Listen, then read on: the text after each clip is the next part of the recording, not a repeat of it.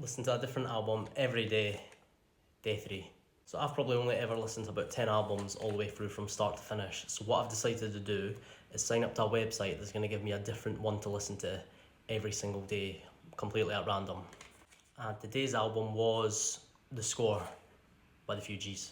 So Fugees are sort of hip hop R&B group. So this has actually been the first one I've done so far where I was familiar with the majority of the songs. I've heard multiple songs from the Fugees throughout my life. I have heard of that album, The Score. I had never listened to it all the way through, so this was the first time doing that. But I know who the Fugees are. I've heard lots of their stuff. Very familiar.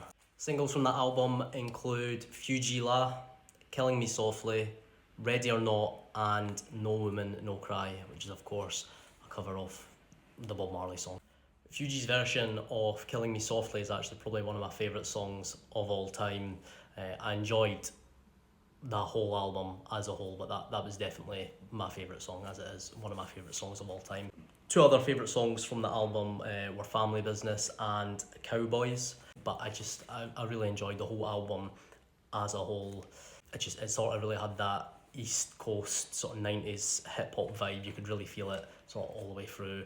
It is one of my favourite genres, so I was always going to enjoy it. Rating out of 5, I'm obviously going to rate it 5 out of 5. Like I said, I'm a big, massive fan of the Fugees, massive fan of 90s hip hop and R&B, and I would definitely listen to it again. My favourite so far, by far. And if anyone watching has actually listened to The Score before, let me know what you thought about it. I'd be really interested to hear what other people think of the same albums that I'm listening to. So yeah, let me know. I'd be interested to see.